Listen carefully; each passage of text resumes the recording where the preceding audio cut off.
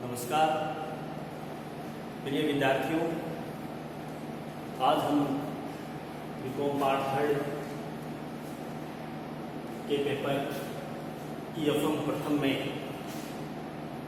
ग्रामीण विकास और सहकारिता के अंतर्गत पंचायती राज संबंधी संवैधानिक प्रावधानों का आज हम इस व्याख्यान के माध्यम से चर्चा करेंगे। सर्वप्रथम पंचायती राज को समझना हमें बहुत आवश्यक है। पंचायती राज की स्थापना सर्वप्रथम 2 अक्टूबर 1959 को पंडित जवाहरलाल नेहरू, जो कि तत्कालीन प्रधानमंत्री के द्वारा राजस्थान में नागौर जिले में इसकी स्थापना की गई। पंचायती राज की पंचायती राज की स्थापना पंचायती राज की स्थापना या उद्घाटन स्वर्गीय प्रधानमंत्री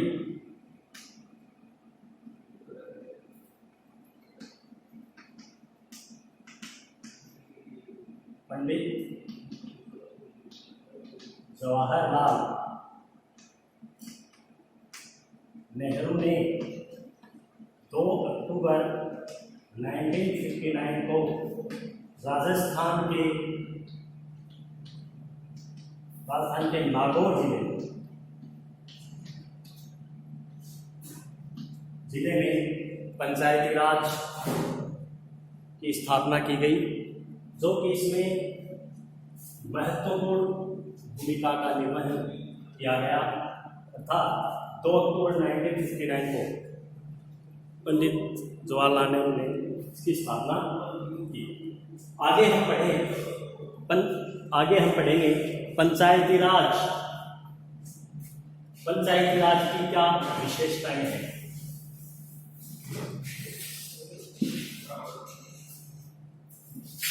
पंचायती राज की विशेषताएं राजस्थान में या भारत में पंचायती राज की विशेषताएं।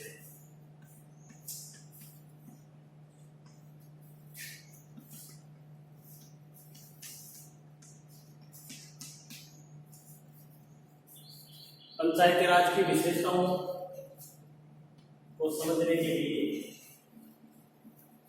इसके 3 स्तर बताए हैं। पहला है ग्राम स्तर,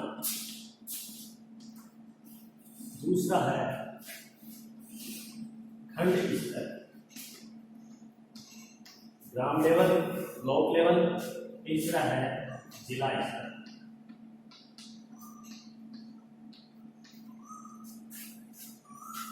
पंचायती राज की विशेषताओं में मुख्य रूप से त्रिस्तरीय व्यवस्था लागू की गई है, जिसमें पहला है ग्राम स्तर, खंड स्तर और जिला स्तर। ग्राम स्तर पे ग्राम पंचायत होती है और खंड स्तर पे पंचायत समितियां होती हैं।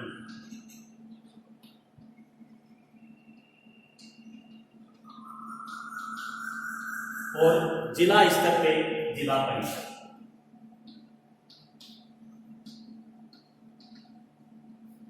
जैसा कि आपको मैंने पूर्व व्याख्यान में टोटल ग्राम पंचायत, पंचायत समिति, जिला परिषद के बारे में बताया था। एक तो इसकी ये विशेषता होगी कि पंचायती राज की त्रिस्तरीय व्यवस्था है, तो इसको कहते हैं त्रिस्तरीय व्यवस्था। दूसरी विशेषता इसकी हो जाएगी कि सभी स्तर में आपस में आपसी सहयोग या समन्वय की भावना।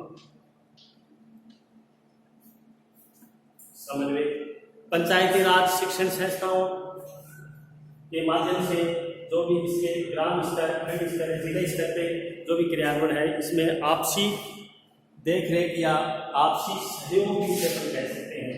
आपसी सहयोग स्थापित होने एक महत्वपूर्ण भूमिका का निर्वहन है।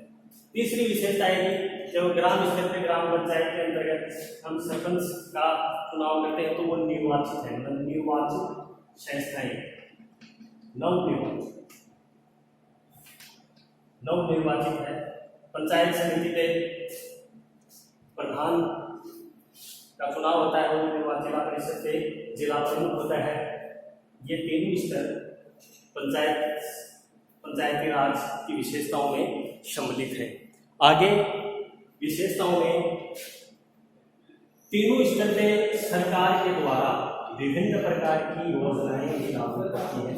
योजनाओं का क्या होता है इसमें क्रियान्वयन। तो ये पंचायती राज शिक्षण संस्थाओं की विशेषताओं में तीन है, ग्राम स्तर, खंड स्तर, जिला स्तर और आपसी सहयोग की भावना। नवनिर्वाचित होती है संस्थाएं, योजनाएं एवं क्रियान्वयन का महत्वपूर्ण भूमिका का निर्वहन होता है और इसमें केंद्रीकरण की भी एक प्रवृत्ति पाई जाती है, केंद्रीकरण की भी प्रवृत्ति पाई जाती है, जो कि पूर्ण रूप से महत्वपूर्ण भूमिका का इसमें किया। आगे हम पढ़ेंगे पंचायती राज की हमें आवश्यकता क्यों पड़ी, क्या उसकी इम्पोर्टेंस है। तो हेडिंग हो गई पंचायती राज शिक्षण संस्था की आवश्यकताएं महत्व है। पंचायती राज की आवश्यकता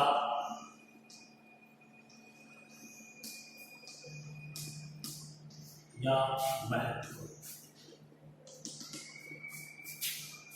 क्यों नीड्स हुई इसकी और क्या उसकी इम्पोर्टेंस। तो पहली तो आवश्यकता महत्व है इसमें, प्रथम अगर बात करें तो प्रजातंत्र का आधार, प्रजातंत्र का आधार, basic of democracy, basic of democracy भी कह सकते हैं,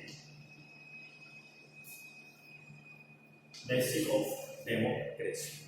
प्रजातंत्र का मतलब क्या है कि जनता के द्वारा ही उसको क्रियान्वयन किया जा सकता है। प्रजातंत्र होता है जिसमें जनता का होना बहुत ही महत्वपूर्ण होता है। दूसरी इसकी आवश्यकता महत्वपूर्ण प्रजातांत्रिक विकेंद्रीकरण भी होना, तो इससे हम बोल सकते हैं प्रजातांत्रिक विकेंद्रीकरण।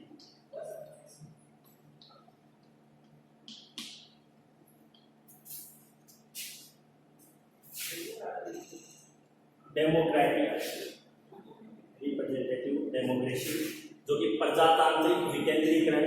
प्रजातांत्रिक विकेंद्रीकरण का मतलब जनता को चलाने के लिए विभिन्न प्रकार की शक्तियों का क्रियान्वयन करना।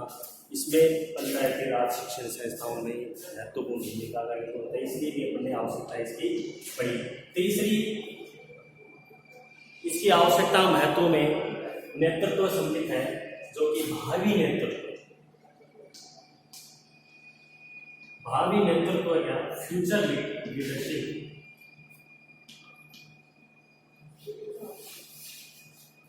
फ्यूचर लीडरशिप भी पंचायती राज शिक्षण संस्थान में महत्वपूर्ण भूमिका का निर्वहन होती है। इसकी आवश्यकता इंपॉर्टेंस में भावी नेतृत्व, फ्यूचर लीडरशिप होनी बहुत जरूरी है, क्योंकि ग्राम स्तर पे सरपंच का जो चुनाव होते हैं, सरपंच क्रियान्वयन होते हैं, तो वो सही तरीके से लीडरशिप करें।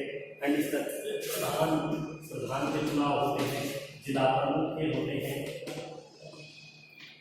इस प्रकार से लीडरशिप होनी बहुत आवश्यक है। चौथी आवश्यकता हमने पढ़ी पंचायती राज शिक्षण संस्थान में या पंचायती राज की आवश्यकता में राजनीतिक चेतना।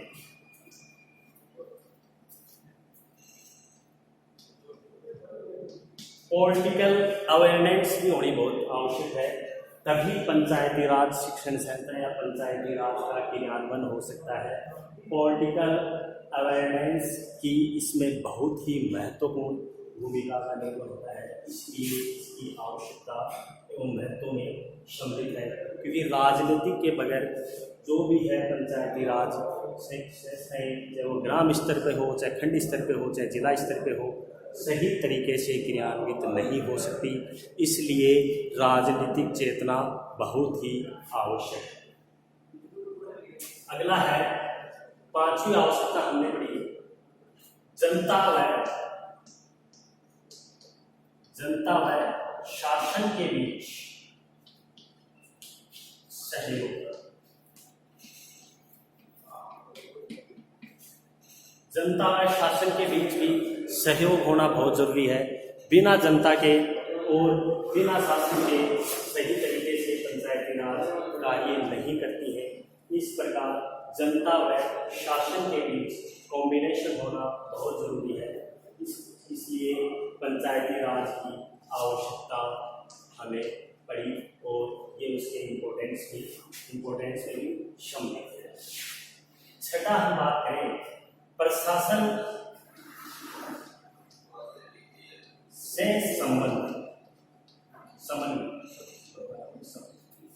प्रशासन से कोऑर्डिनेशन होना या प्रशासन से समन्वय होना भी एक पंचायती राज शिक्षण की आवश्यकता में प्रशासन के साथ समन्वय एक महत्वपूर्ण है, जो कि प्रशासन के साथ कॉम्बिनेशन की भूमिका एक तरह से बहुत ही सहायक होती है, क्योंकि प्रशासन जो होता है अपना एडमिनिस्ट्रेटिव वो सहायक तरीके से क्रियान्वित करता है।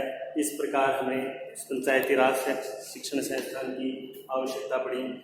इस प्रकार हम कह सकते हैं कि पंचायती राज शिक्षण संस्थाओं में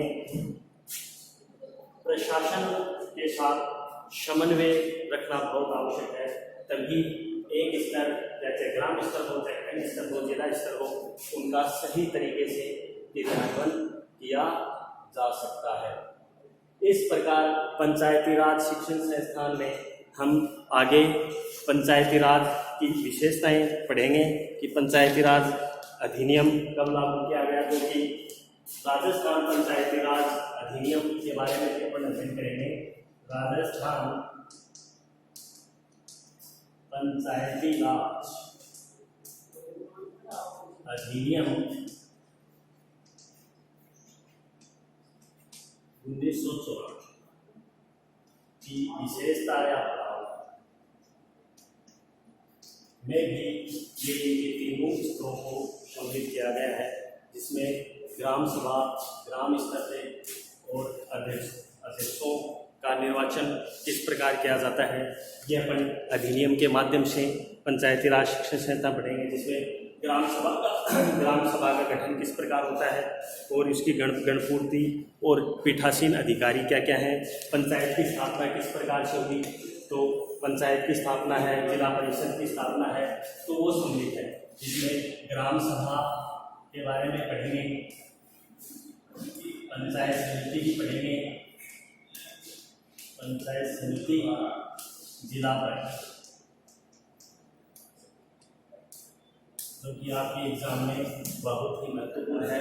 ये आपके एग्जाम की दृष्टि से इसकी विशेषता और इसकी विशेषता या फिर राजस्थान में पंचायती राज अधिनियम की विशेषता या पंचायती राज की विशेषता से संबंधित एक क्वेश्चन पूछा जाता है। कई बार आपकी आवश्यकता महत्व से संबंधित क्वेश्चन पूछा जाता है। इस प्रकार एक पंचायती राज एक संवैधानिक निकाय है। इस प्रकार ये एक कॉन्स्टिट्यूशनल बॉडी के रूप में कार्य करती है, जो कि पंचायती राज अधिनियम 1994 के तहत विभिन्न प्रावधानों के आधार पर ये कार्य करती है।